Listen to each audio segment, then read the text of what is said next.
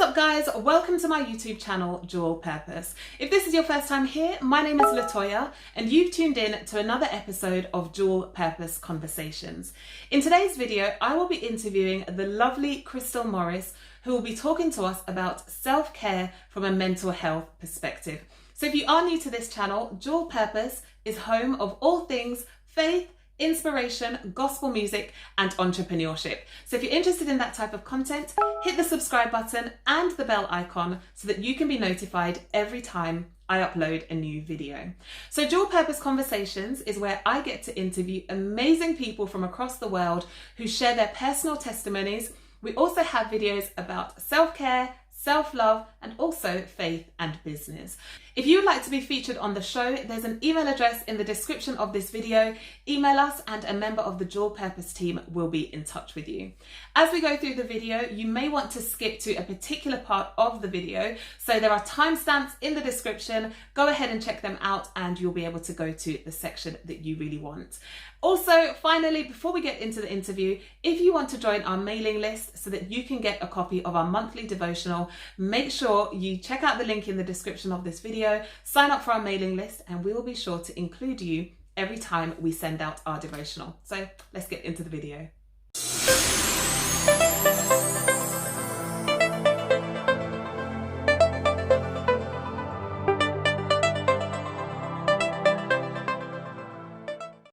So welcome, Crystal. Thank you so much for joining us all the way from beautiful, sunny Florida. It has been many years since I've been to Florida, but how is everything over there? We're good. We are gearing up for a tropical storm, so kind of rainy Florida. But outside of that, we're just like the rest of the world, battling high COVID numbers and getting used to being physically distanced, but socially connected. Yeah. It's a crazy time, but we just thank God for his grace and for keeping us. And today you are joining us to talk about self-care from a mental health perspective, and also to talk about purposeful business, because I know that God has enabled you to turn your purpose into a business, which I think is amazing. And so I just want to give you an opportunity to just briefly introduce yourself, let us know who you are and what you do. Sure. Like you said, my name's Crystal Morris. I am the director of one of our local nonprofits, mental health agencies. I do administrative work as a director. So I'm no longer doing direct cases where I'm doing therapy for individual clients. I oversee two programs there. One is a mother and baby program. Well, not necessarily mother and baby, a family program. And the next one is working with our youth. During this crazy season, I also started my own business. So I'm the CEO of an agency called One Caring Adult. Every child is one caring adult away from being a success story. So for me, it was important to have it with that name and have the One Caring Adult moniker being normalized. With that, I do implicit bias trainings throughout our circuit, which is comprised of 4 counties, and I have the ability to travel and conduct these trainings, facilitate these difficult conversations on race and justice. You can see it happening throughout our country here in America, but also we've and great support throughout the world. So you'll see different countries joining in, expressing their voice and their views on equality and justice for all. So I have the opportunity to engage in those difficult and uncomfortable conversations, making them comfortable. So that's what I do. I'm the mom of 3 beautiful kids who are very, very active and very, very tired of being at home during this season. It's very interesting keeping a 5, 7, and 9-year-old entertained. My husband does a great job being their primary school teacher. So he is pilot/teacher. He didn't know he had it in him, but he's doing a really, really good job. And then outside of that, I spend a lot of time working, building youth advocacy, building youth voices in our local community agencies that have after school programs for students, for youth. Amazing. You are very busy. What I don't do. Yes, you are very busy, but I think it's great, that you have your hand in so many pies as it is, because everything that you've mentioned, you are serving the community, you are helping people, and it sounds like you have a great support as well in your husband, which is great. So we just want to kick this interview off. You did mention earlier about, we are in the midst of a global pandemic. And for anybody watching this video in the future, this is 2020, and we are in the midst of a crisis that the present generation anyway has never seen before. So, with your mental health background and profession and all the things that you do, are there any practical tips that you could maybe offer to those watching this video about how we can make sure that we are looking after our mental state during these challenging times? Because unfortunately, the challenging times that we're seeing across the globe is also having an impact on people facing various different challenges in their homes, relationships, people are losing their jobs. So it is a challenging time all around. Is there anything that you could say to maybe encourage somebody watching this? What can we do to make sure that we are looking after ourselves? So one of my favorite things to do as a therapist, as a mom, as a woman, is to reframe things, right? We are being told to socially distance ourselves. And I think when we do that, it gives us the impression that we need to stay away from people. We can be physically distant. I said it before. We can be physically distant, but still socially connected. I'm currently self-isolating. I did my COVID test earlier this week. I'm perfectly fine, but I'm scheduled to have a procedure in the hospital next week. So as a result, I have to stay in the house. I can't leave. My family can't leave. So I'm physically distancing myself, but I am still very socially connected. I have a lot of protective factors in friends and family, so I don't have any moment of feeling disconnected. Yes, you're no longer sitting on my couch talking to me, but I'm still engaged in a lot of FaceTime, a lot of text messaging, a lot of phone calls. For people who know me well, handwritten notes are my love language. I know it's not in Dr. Chapman's book. It should be. Handwritten notes are a love language. And I'm getting a lot of handwritten letters. I like opening up letters. So I have that, and that keeps me grounded. So don't be socially distant, be physically distant, maintain your space, but make sure that you're socially connected to your support systems, because that is where you will maintain that positive mental health. I'm also a extremely big advocate of mindfulness. Mindfulness is simply the state of being present in the emotion and allowing yourself to feel all of the feelings attached to your emotions. If you are someone who is constantly stuck on the past, ruminating on those thoughts of, I wish I did, what if I did this differently, you're more likely to show signs of depression. And for people who are constantly stuck worrying about what's going to come next, what's happening next, the Bible speaks of it. Today has its fair share of stuff. Don't worry about tomorrow. People who are worried about tomorrow constantly, they tend to show signs of generalized anxiety. So mindfulness gives us this opportunity to stay present in the here and now. And when you're present in the here and now, you have the ability to really understand what's going on. Are my feelings logical? Are they rational? Am I overthinking? What can I do? So in my household, we practice a lot of mindfulness, whether that's through a guided meditation, what for me, my positive affirmation, that my go-to affirmation is "You're enough." I After my third, and we'll talk about him later on for sure, my third was born with a bevy of medical health issues. And when he was first born, I struggled with PTSD as a therapist, as a woman of faith. I struggled with not PTSD, postpartum depression, PPD. And that was the affirmation that brought me through most of that. It was remembering that I am enough. God has already equipped me with every single thing that I will need for every season of this journey. So I'm enough. So when I do my meditations and I am holding on to that thing that is at the core of me, I repeat, "You're enough, you're enough, you're enough." So that is always a go-to recommendation. Find time, being still, being present in the moment, using those affirmations. If you're struggling, put stickers on your wall. Remind yourself you're physically distant, but you're still socially connected, and be intentional about maintaining relationships. A lot of us have friends that we don't connect with on a frequent enough basis. Be intentional about sending that text message. Be intentional about following that person on social media and commenting on a photo. Be intentional about engaging. But when we do a little bit different, when we do a little bit more, we'll realize we're not as bad off as we thought. We're not as disconnected as we thought. I am cognizant to know that there are some people who don't have protective factors in terms of support systems, friends and family. And those, it's going to be a little bit difficult. But again, my advice is to step out of that comfort zone and be intentional to connect.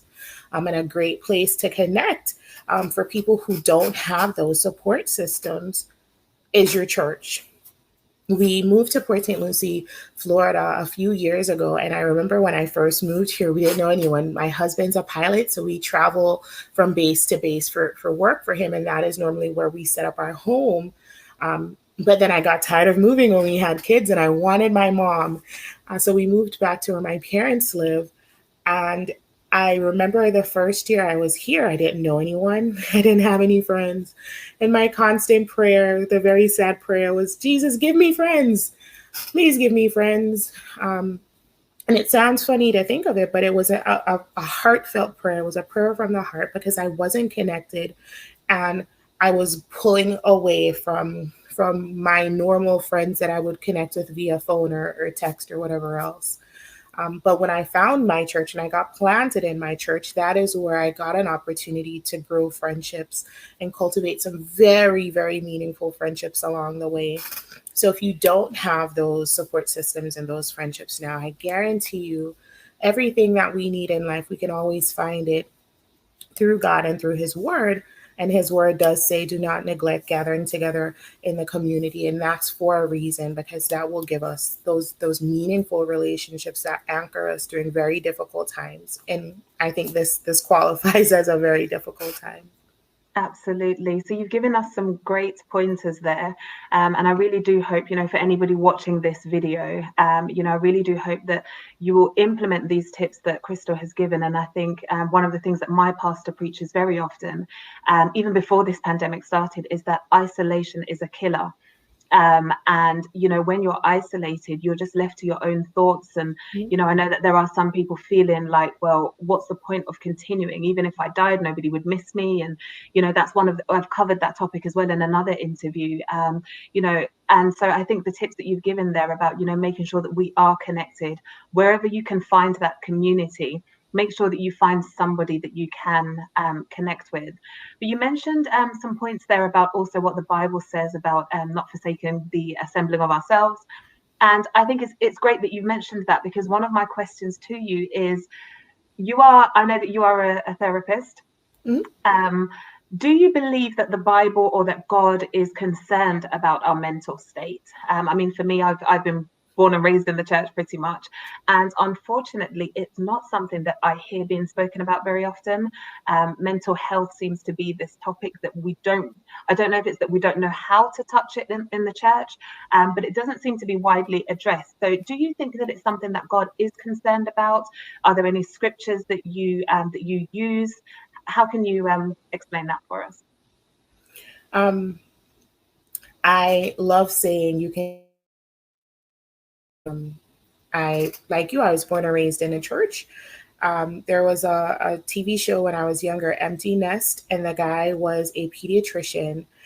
And I was like, Mom, I want to be a pediatrician. I want to be a pediatrician when I grow up. And she said, okay, be a pediatrician. And then I realized doctors give shots and I hate shots. So for me, I couldn't be a pediatrician anymore. But then I realized there was this thing called psychology, the study of the mind, and that intrigued me. So I went on and got my master's to be a therapist. But I still know that at my root, there was always this feeling of incongruence, because I attend churches and I hear, if you have faith, if you believe in God, if you truly trust him at his word, then you won't have these moments. You should have that relationship that keeps you mentally sound. So I don't want to contradict what the head of your church says, but I do want to tie it back to what the word of God says. Above all else, guard your heart, right? That's what the Bible speaks of. So yes, I do want to seek in God in everything we do. Seek ye first the kingdom of God and all his righteousness. I want that to be there. But I do also want to point to the fact that grief is in the Bible. And when we experience grief, it alters our mood. I always think back to the shortest scripture in the Bible, Jesus wept. When Lazarus died, he expressed grief and he had to pull himself to the side and he wept. When he was in the Garden of Gethsemane, he had this moment of internal conflict. And I want to put this in context. Jesus is God in human form. He is a full part of the Trinity, right? He is God himself, the manifestation of God on earth. And he, in the garden, said, if this be your will, take this from me, expressing this huge struggle of emotion. And yes, afterwards, he did go to the cross. He did die. He did get raised from the dead. But he, in that moment of being fully God, had that internal conflict that caused some stress. We're told to constantly renew our minds. And for some of us, we can't do that in isolation because we need that support system in order to do that. And when we renew our minds, what we're doing is we're reframing the thoughts. We are going to have these overwhelming, irrational thoughts sometimes that tell us everything that is anti-scripture. It will tell us that we are beyond reproach, that our sin is too big. That serpent lives in a lot of our minds, and that serpent will continue to tell us God is keeping something from you. Bite that fruit. That hasn't changed from the Garden of Eden to today. So it is very important as people of faith not to neglect the fact that we need to protect our minds. We have the helmet of salvation for a reason, because God knows that our thoughts will constantly be attacked. The battlefield of the mind is real. So if you are less resilient, when I do my trainings, I talk about you have two sets of people, because you can be in one family and you're completely different from your sibling. You have dandelions, and dandelions, no matter where you put them, they will thrive. Those are those really beautiful flowers. No matter, they don't need water, they don't need soil. You can put them in the middle of a highway and they will completely thrive. Some people have that great degree of resilience. Others are like orchids. I joke about it all the time. If you don't like me, gift me an orchid. It's going to die in 3 days, because orchids require a great deal of attention. They require more focus than your kids require, because they are so fragile.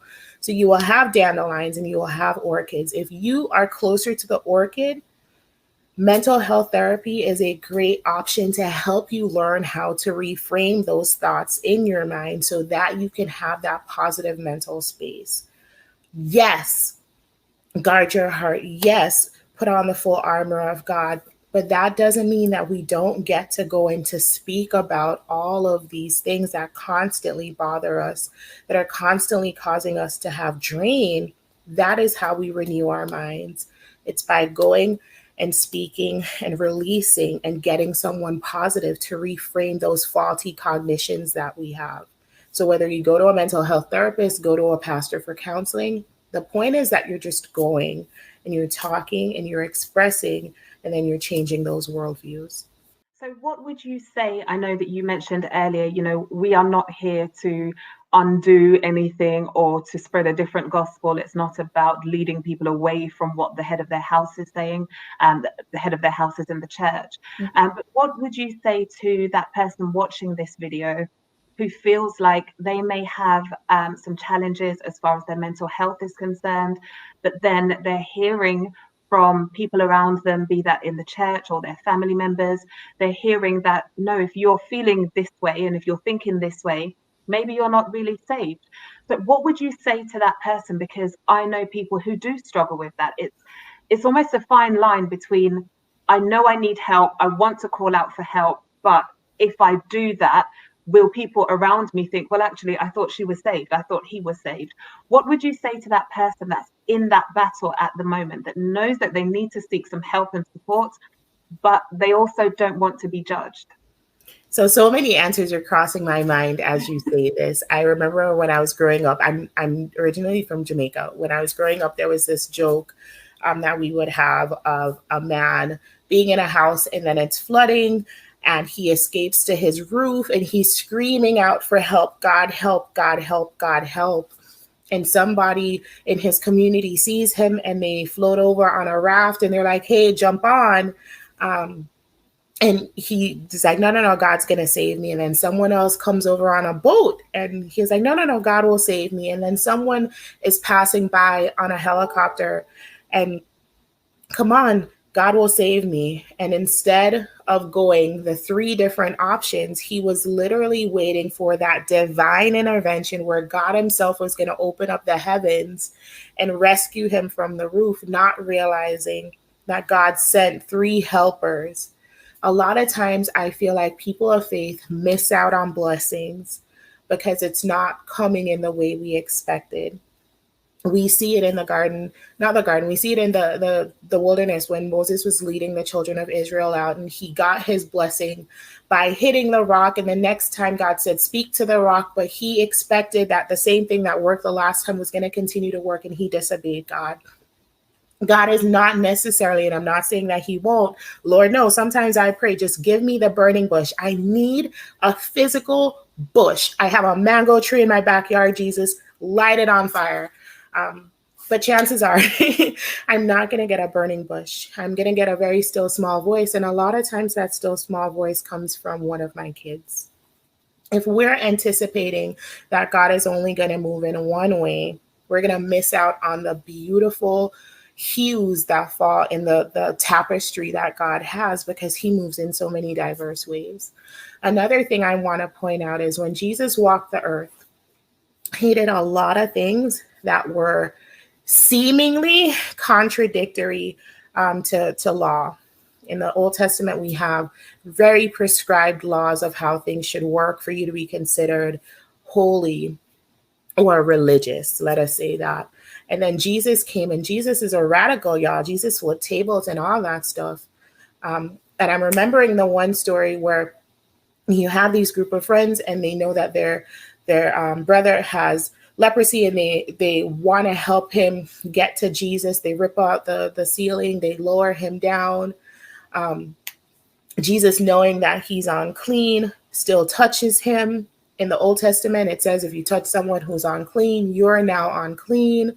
Jesus can't become unclean. So Jesus did that in order not just to heal the man, but to also demonstrate that you may perceive me to be unclean now because I've done this thing, but I'm still clean. People might perceive you to have lost faith. It doesn't mean that you have. People might perceive you to be weak. The strongest people are the people who are humble enough to realize I can't do this independently. I need other people on my team. I'm pretty sure Jesus could have done all his work when he turned 33 and done all that stuff by himself without using those 12 feeble men, but he still opted to form community, to still have those 12 disciples surrounding him. If Jesus did that, I think we're okay with asking for help. I think we're okay with seeking support systems. I think that's why he did it. He did it to model to us, no matter how strong you feel you are, it doesn't help to have a circle around you to offer support and to offer help. So that would be my statement to anyone that is going through that. Oh, I thought you were saved. Lord, I hear it all the time, y'all. I thought you were saved. I thought you believed in God. You can believe in God. Believe in God and still know that you humble yourself enough to know that you can't do this by yourself and reach out for help. They're not mutually exclusive. And thankfully, I'm going to end it with this. Thankfully, God doesn't judge our exterior. God judges our heart. And that's something that no man has the ability to rate, to quantify, to score. So don't get distracted by the person that only sees your outward movement. Get encouraged that you serve a God who knows your heart, and that's all that matters. Absolutely. And I think, for me, sometimes I wonder if there is a misconception about what going to see a counselor or a therapist is really all about. Because, of course, I'm speaking to you. You are a therapist, but you are also a Christian. And I know that there are a lot of Christian counselors and therapists. So if anybody who does want to go and seek professional support, they can certainly try to find somebody who is a Christian if they feel that maybe going to see somebody who's a non-Christian may give them the wrong sort of advice, the wrong sort of guidance. They can make sure that they find somebody who is a Christian. So with that being said, Crystal, I know that you, as I said, you are a therapist, you have your own service that you offer. What type of services do you offer? How can you support anybody watching this video who may want to reach out to you? So specifically, like I mentioned before, I no longer do direct. I no longer do direct services. As a therapist, this was my struggle. I would see a family for 6 months. I would see an individual for 6 months. They expect, and let me say this, therapy is not a silver bullet. It is not a magic bean that you plant and then you have a beanstalk 3 days later. Therapy is a process. It's not the therapist's job to come in and fix your life. It is a therapist's job to create a safe space where you have this moment of self-expression where you get to realize, oh, that's why I did this. My job is to hear what you're saying and then align it with your belief system. And then, then we can make moves from that point on. So I realized I struggled with being a individual therapist or a family therapist for a while because I realized the system in which we work was so flawed. They had so many issues. So I decided to go on the back end, the administrative side, so that I could do things to shape the way the system works to have a more positive outcome for individual therapist or family therapist. So one of the things that I do is I challenge people's worldviews. We all have a worldview that is being influenced by what we were exposed to during our growth and development. Historically, what's been handed down, we all ascribe to norms. We see these norms and they're gospel truths for us, right? So it doesn't matter if it infringes on another person's rights. We see these as norms, so we hold on to them. And if it's normal, it's fine. I give the analogy in my training. You can have a person who eats a bucket of fried chicken every single day, and for them, that's normal. Doesn't make it healthy, but it is normal. So I challenge our norms to get us to see things from a broader perspective, from a different perspective. That whole principle of, loving your brother as yourself, getting us to see our brother as ourselves. So for now, what I do is I look at how trauma shapes behavior to try and encourage service providers, faith-based organizations, law enforcement, schools, everywhere that I go to not see behavior in isolation. You'll see a person doing a certain act, and it's easy to judge that person based on the act that they're doing. It's harder to look below the surface. If you think of an iceberg, 10 to 15% of the iceberg shows on the surface, and it looks huge because it's an iceberg. But in reality, a lot of it, the majority of it, is below the surface. And it's the same thing with behaviors. What we see, no matter how gigantic the behavior is, it is the top of the iceberg. And all of the things below the iceberg, that's the thing that's not being addressed. And that's my life's work, is speaking to those things that are below the surface, because if we can address that, then we will see the behavior change. We do a lot in helping professions, whether it's mental health therapists, medical doctors, whatever the helping profession, teachers, law enforcement. We do a lot of snipping the top of the weed. And if you garden, if you snip the top of the weed, you've done a successful game of whack-a-mole, because as soon as you snip it, it grows right back. So I work with people on identifying the root so we can uproot the entire weed, causing a less likelihood of recidivism and seeing those behaviors again. So I get the joy of doing these trainings all over, speaking to the root of behavior and speaking to how our biases, we all have biases. No one is immune of bias, but how our biases towards behaviors and towards people based on whatever thing, how it impacts how we address them and how we treat them and how we love them. One of the places that talks about bias the least is the church. And that's something that we need to change. That's something that we need to have made more comfortable, because it's easy for churches to speak on sin.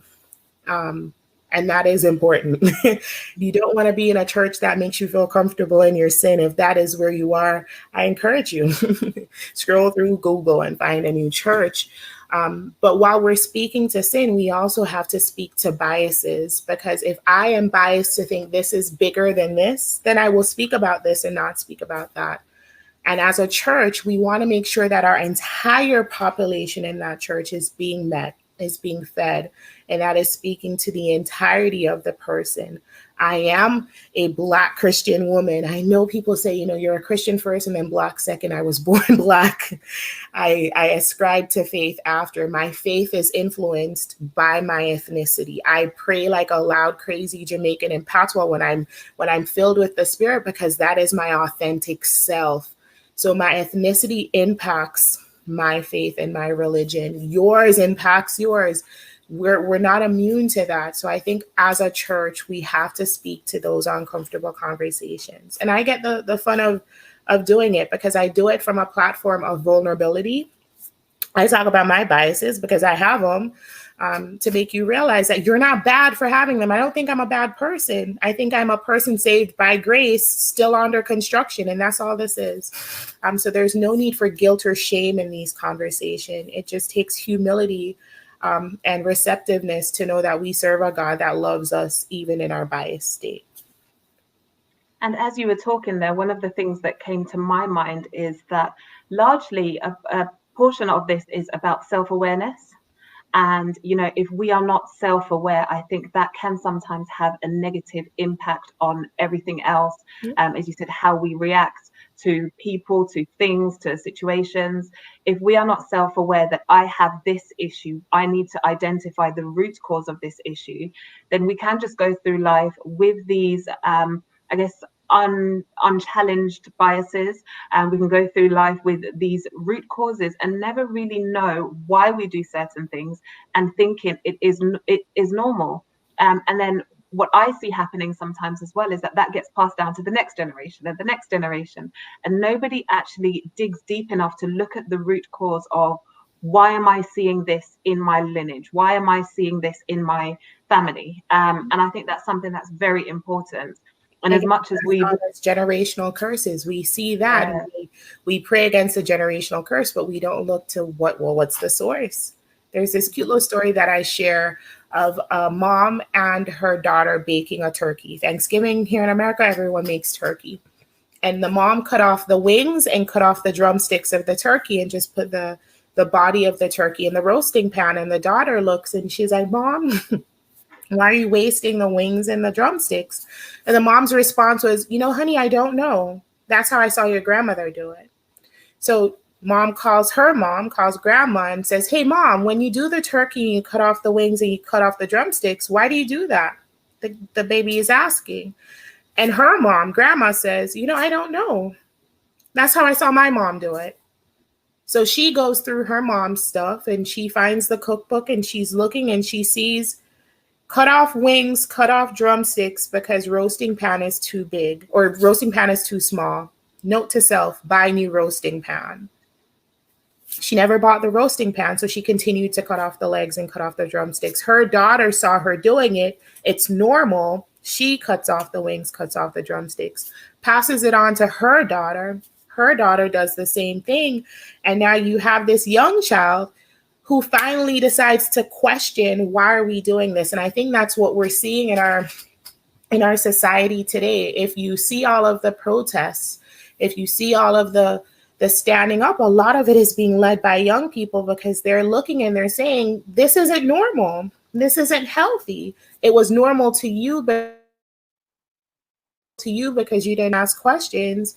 But now for me, I think God is raising up a generation. He said, your young men are going to see dreams and visions. We're seeing that move. No one can tell me that this isn't a time that God is doing a new work. And we're seeing this fire being put into our young people because someone has to stop and ask, why are we cutting off the wings and the drumstick?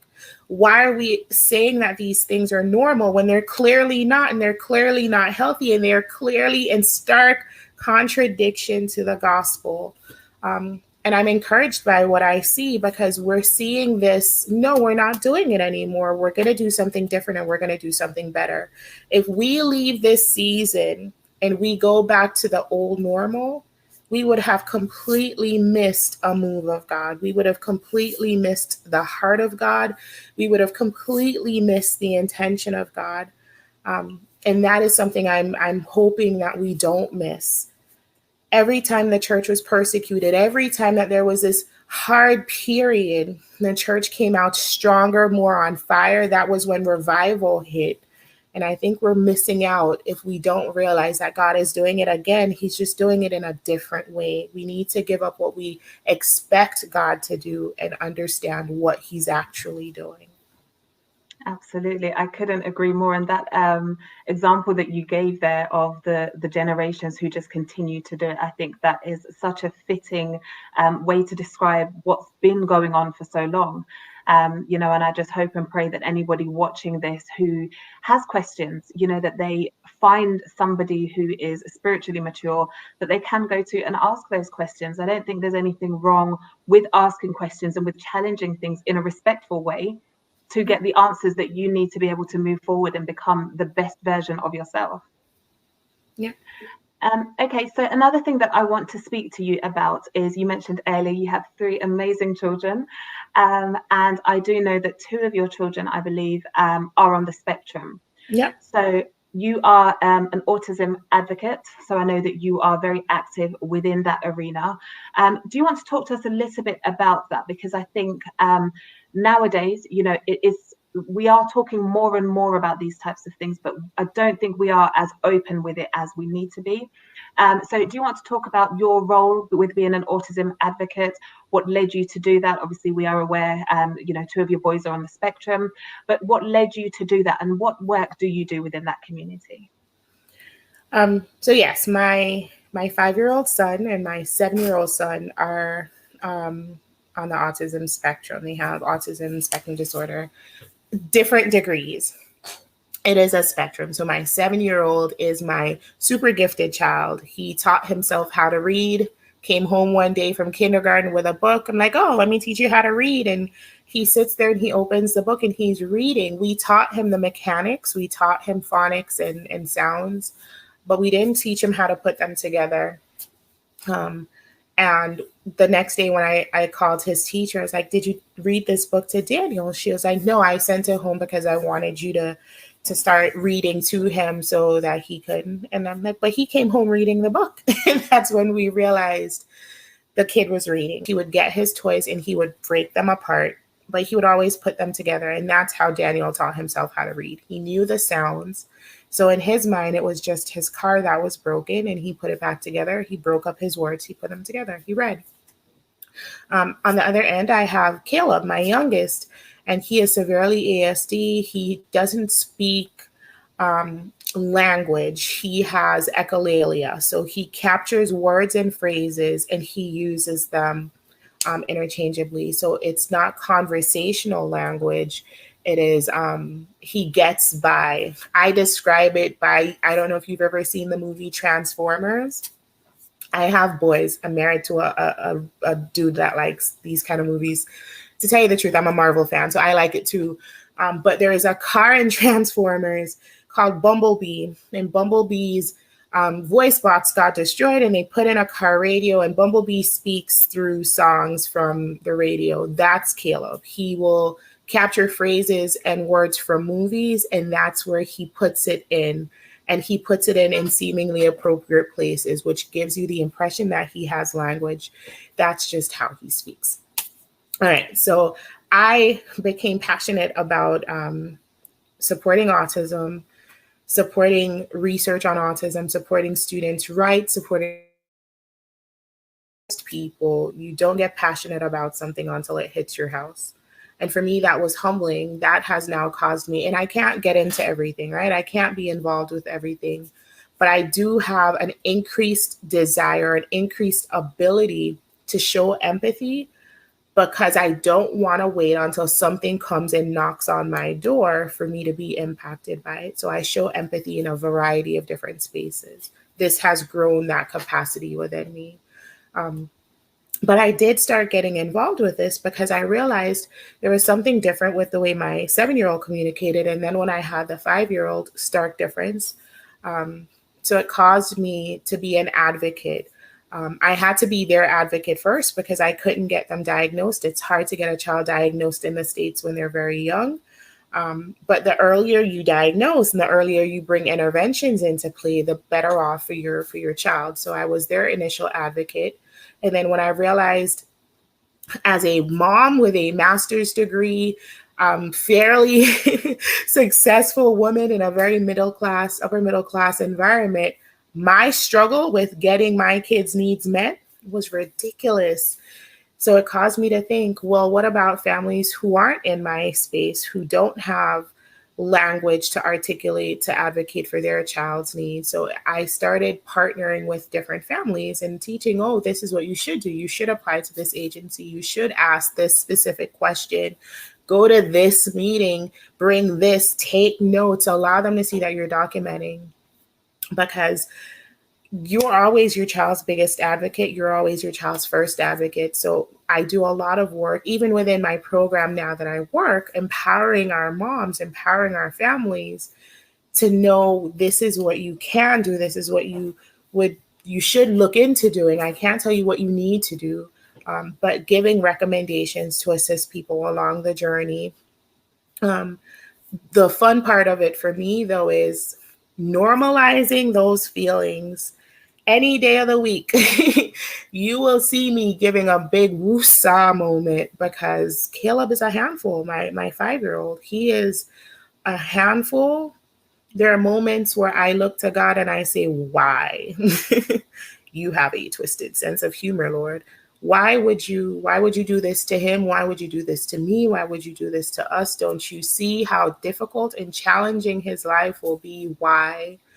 And then when I first would do that, I would get a lot of flack from people because don't question God. Don't question your blessing. You know how many people would want to have a child and don't have a child, how ungrateful you are. Those are a lot of the feedback that I received. And then I realized, nope, these are my feelings. These are my feelings. These are my thoughts. And I have these feelings for a reason. So I need to process these feelings. I don't need to feel guilt or shame. Feelings don't have any value. There's no such thing as a good feeling or a bad feeling. Feelings are feelings. What you do after having the feeling, there we can talk. There we can quantify or assign a value. But your feelings are never good. Your feelings are never bad. Your feelings are feelings. And when I got hold of that idea, I was able to process my feelings and process them more effectively. So does Caleb still drive me up the wall by 4:30 p.m. every single day? Absolutely. But I'm able to look at it in context. He has no awareness of what he's doing and the impact of his actions. His prefrontal cortex is not as developed as his brother or his sister. So that gives me the ability to show an overabundance of grace. But if I didn't take the second to stop and be mindful of what his experiences, what my experiences are, my feelings, then I would react. There is a difference between reacting and responding. When we react, it is emotion-based an emotion-based response. We're doing it based on emotion. I'm upset, so I'm doing this. When we respond, that is a intellectual process. We use our executive functioning, we use our prefrontal cortex to engage, so that we're making choices instead of just basing it on emotion. So when I get to have those feelings of overwhelming frustration because he spilt the entire container of flour just to say, snow, mommy. I get to look at it and I get to say, not snow, flower, but we can make it into snow. Doesn't happen all the time because no, look at him in context. I get to show him grace, and by extension, I get to show myself grace. So if you have ASD kids, if you have any kid with any exceptionality, the biggest advice I could give you is learn to show them grace, but more importantly, learn to show yourself grace. You won't get it perfect every single day, and that is okay. There's no such thing as a perfect parent. There is a perfect love by a parent, but there's no such thing as a perfect parent. You love your kid perfectly, you're good enough. And I'm really glad that you said that, because my next question was going to be, what advice would you give to parents? As you mentioned earlier, it can take a while to have an official diagnosis. But I think as a parent, sometimes you'll recognize, there's something quite different, or, I need to see if my child needs extra support. And I think, as you mentioned, it can take a while for that official diagnosis. So my question to you was going to be, what advice would you give to a parent who is either on this journey or is newly starting out on this journey, just to give them a little bit of encouragement? You are a couple of years down the line post-diagnosis. What advice would you give to that parent who's just coming into this now? If you feel like there is something that your child would benefit from services because of getting that additional diagnosis, seek it, advocate for it. Never stop. You know your kid better than everyone else. It took me going to 4 different doctors to finally find one that would say, okay, some of this is not just because he's 3. We need to explore. And that's when we were able to get our diagnosis. But it takes a while. So while you're doing that, while you're pursuing what you feel is appropriate for your child, don't miss out on your child. I think I did that some in the beginning, where I was so focused on, I know there's something wrong. I know there's something wrong. I need to figure this out. I know there's something wrong, that I missed all of the beautiful things that were right. Caleb is 5. He's had 7 surgeries to date. He's been casted 3 times from his upper thigh, his groin area, all the way down to his toes. He's had a stent put in his heart. He's had eye surgeries. This boy has been through the ringer. He's had over 200 blood transfusions, plasmapheresis. This is the happiest kid I've ever seen in my entire life. He smiles for everything. He just started learning how to cry because he realizes, wait, when something bad happens, you should cry. But normally, and his crying is the worst crying ever because it's, and then he realizes and he stops. But I missed out on focusing on those goods, on what was right. I was so concerned with fixing what was wrong. I was trying to fix everything. I didn't celebrate everything that was right. He has a beautiful smile. He is super affectionate and loving. He will look at a stranger and walk up to them and tell them, hi. Who does that? So I would encourage you, yes, there might be something that you can work to improve, but don't forget all of the great things that don't need any perfecting because they're perfect as is. Spend time celebrating that. A lot of times we focus on the weeds, we miss out on the flowers. You can't prune a garden and not appreciate the beauty of the flowers within that garden. So as much as you're advocating, enjoy. And the more you start enjoying is the more you'll realize some of the things that would frustrate you. That's how I was able to look at the bag of flour downstairs and say, okay, let's make snow. That wasn't an easy day. That wasn't something I accomplished the first day. That took some practice. That took some learning and growing on my part because I know his mind works so different. His mind isn't broken. It works and it's effective and it's efficient. It's coded differently. And I have to learn how to decode his mind, not him needing to learn how to adapt to mine. But enjoy the beauty that is within that child. Verbal, nonverbal, mobile, non-mobile. Every child has beauty. Every child has value. And every child should be celebrated. They are a gift. Yes, there are moments where I felt incredibly burdened by being his mom. I will not lie. I will not sugarcoat it. It was a lot sitting in those hospital rooms month after month. But I wouldn't trade it because I get to see that joker that is knocking in there. Um, those moments are precious. So when you feel overwhelmed, when you feel burdened, sit in that, process it, breathe, and then get back up and go back to being the awesome mom, the awesome dad that you are.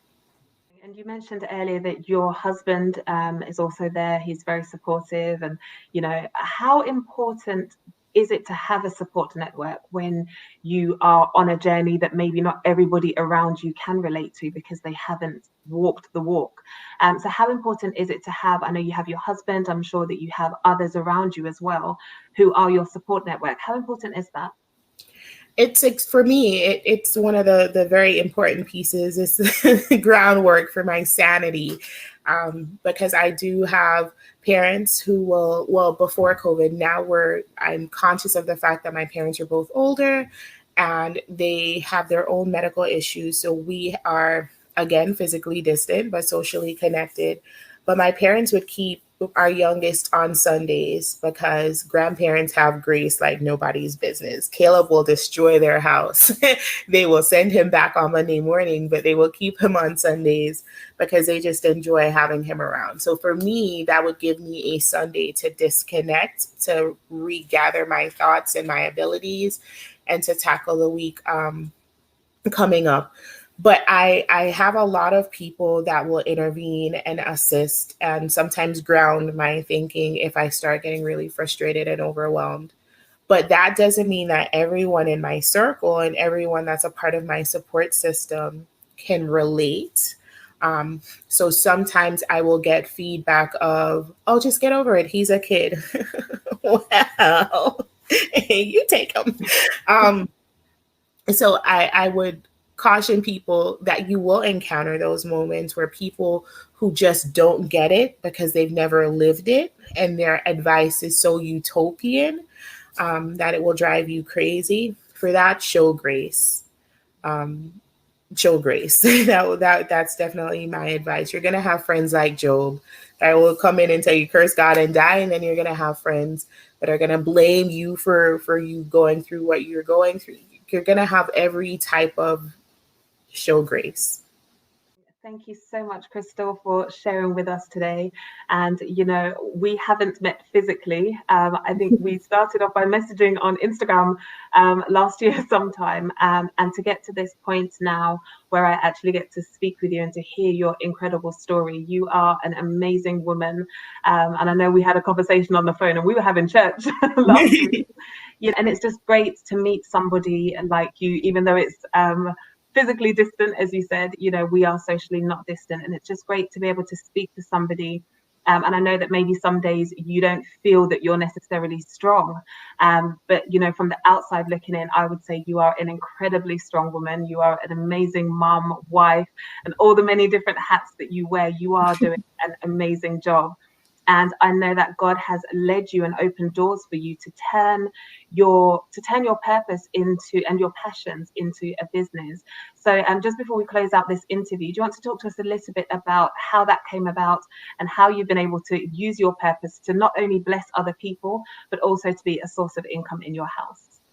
Sure. I remember when I graduated from undergrad with my bachelor's in psychology, my advisor gave me all these great lies that I thought were truths. You're going to have this degree, you're going to be able to do this, you're going to be able to do that. And after I graduated, I realized all the stuff she said I would be able to do. I was competing against people with PhDs to get them. I realized I wasn't going to get into any of those spaces. So I started at the ground level into different social services agencies. And the more I did the work was the more I realized, again, broken systems. And broken systems disproportionately affect Black and Brown individuals. And that bothered me. So I graduated at 21 with my bachelor's degree. And I said, you know what? I'm going to do something about this. I'm going to start an agency one day and I'm going to do something about this. And then all of that went through the window because I had student loans to pay. And I said, no, I need to get a job and I need to work for someone to pay. But the prompting on my heart never left. And because I don't want a stone to rise up in my place, I decided I was gonna do it. I was gonna step out and do it. I have many gifts. I didn't think I had gifts because I didn't speak in tongues. and for most church folks, that's your gift. It's speaking in tongues. I didn't speak in tongues. I didn't prophesy. I didn't do any of that stuff. So I thought I didn't have gifts, but now more mature, I know exhortation is definitely my gift. I have the ability to encourage anyone, everyone. And I have the ability to love despite or in spite of, which is something that is not common, I'm realizing these days. So for me, my passion has always been about the vulnerable. How do you show love to the woman at the well? Jesus went out of his way to go to see the woman at the well. It wasn't by chance that he stumbled across. Jesus went out seeking his 12 messy, stinky disciples. They were fishermen, they were carpenters, they were different professions. Not all of them were intellectual, but he chose each and every specific one. A lot of them were vulnerable, compromised individuals. People ask me all the time, who do you relate to in the Bible? I relate to a couple people. I'm definitely a Esther, especially in this season. I think I was created for such a time as this. But I'm definitely Peter. You catch me on the wrong day, I will cut your ear off. But you catch me on another day and no one praises, no one loves, no one worships. That's the person that God chose to build his church on. And I think sometimes as people, and I understand the Bible says you can't have a spring with bitter and sweet. Not contradicting the Bible, y'all. I'm using an example from the Bible. Jesus chose Peter for a reason. And if we continue to discard the vulnerable, if we continue to discard the ones who are less than perfect, we will forever miss out on the best of resources, on the best of individuals. We will miss out on the diamond because it hasn't been it hasn't been pressurized, it hasn't come to full fruition. So that is my passion, that is innate, that is God-given, is to see the beauty in people. And it's easy for me to see the beauty in people because I am that person. I am one of those people. So I try to create spaces where we can have these inclusive voices, the voices of the vulnerable, the voices of the ones that we wouldn't want to be associated with. Quick story, my daughter, my 9-year-old, I don't know whose kid that is, y'all. She is an amazing, amazing kid. She is sassy as all get out. Jesus help me. She is me on steroids, but I wasn't that way at 9.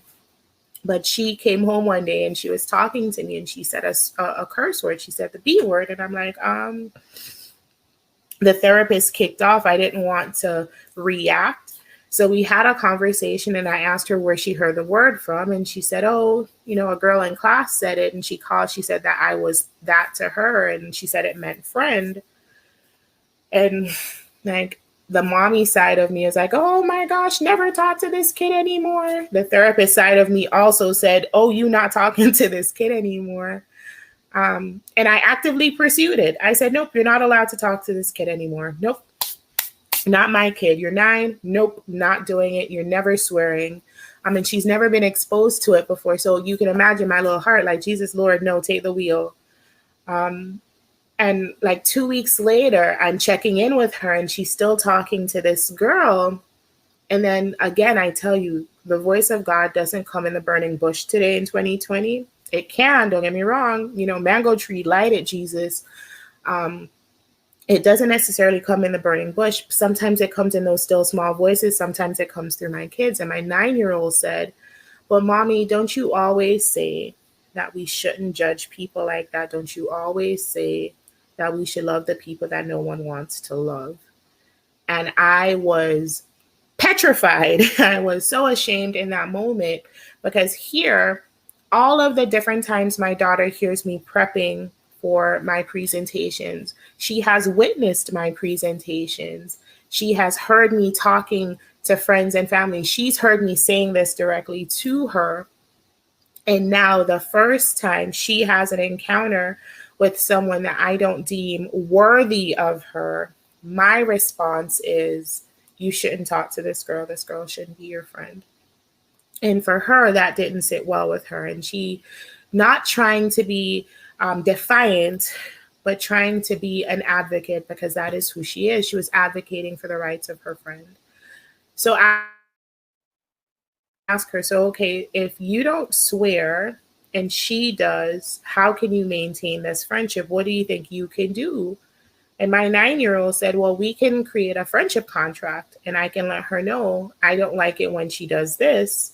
And if we're going to be friends, she can't do this around me. And then maybe if she doesn't do it around me, she'll stop doing it, period. That's what we need to get to. And that is the work of my heart, the work of my life, is to embody what my daughter said.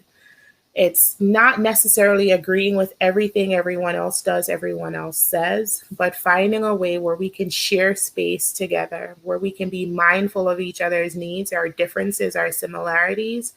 We can maintain mutual respect and we can grow. And I'm fortunate to have the gift of gab to be able to articulate these concepts and work with places on implementing. So now I get to travel and do trainings where that's all I'm doing. I'm spreading the narrative that we are still called to love. We are still called to respect. We're not called to just accommodate because it's an obligation. We are called to freely give love, freely give grace, be intentional about it, because time after time after time in scripture, we see Jesus being intentional about everything that he did. He healed people on the Sabbath. He touched the ones he wasn't supposed to touch. That woman at the well went in the middle of the day when she knew no one would be there, and he went out of his way on his journey just to see about her and to see about his need, or to see about her needs. How dare I tell my daughter, don't talk to that girl, when Jesus did all of that to talk to that woman? So that's my life's work, is to get us to understand that when we get to heaven, there are going to be a lot of people there that we're going to say, well, how did they get in here? Because God sees the heart. God is not a respecter of person. He doesn't look for perfect people. He looks for imperfect people who love him perfectly. And I want to help everyone to understand that concept so that we can stop missing out on opportunities just because of our differences, but we can engage in more opportunities because of our commonalities. And I love what you said there, because I think as Christians, sometimes we expect everybody else to be perfect, knowing full well we ourselves are not perfect. And I think, the example of the disciples themselves, the people that Jesus chose, they were interesting characters, and and maybe not people that we would want to choose to be in our circle. But I believe that Jesus did that to show us that you don't have to be perfect. As you said, you don't have to be perfect to follow me. I'm looking for those who are willing to follow me, willing to obey, willing to go as I send them. And I think it's so important that we, going back to what we said earlier about just being self-aware, realize that I'm not perfect. But Jesus still loves me. Jesus has still called me, and therefore not look at the brother or the sister who may be doing the wrong thing at the moment, or maybe isn't saved yet. Jesus still loves those very people. And as you said, when we get to heaven, some of the people that are there, we will be surprised. But even here on this earth, I believe some of the people God chooses to use, if it was down to us, we would not use those people. But God looks beyond the outer, as you mentioned earlier. God really looks at the heart. And I believe God looks at the purpose for which he sent each of us to this earth. And he will equip each of us with what we need to be who he's called us to be here in this earth. So thank you so much for joining us, Crystal. I wish you all the best with everything that you're doing at home, in your work, in your purpose, everything that you're doing, your ministry as well. I know that God's hand is on your life, and I really just want to thank you so much for joining us today. If anybody does want to reach out to you following this interview for more information, where can people find you? So I'm horrible with social media. I don't do, I will at one day, people. Don't judge my life. But I'm on Facebook like everyone else, just my regular name, Crystal Morris. And you can also email me directly at crystal@iamonecaringadult.com. Okay, great. So I will put those details in the description of this video as well, so that if anybody does want to reach out to you, they can do that. But once again, thank you so much, Crystal. May God continue to be with you and your family. And until we speak again. Definitely. Thank you for having me, LaToya. You're welcome. Take care. Right. Bye.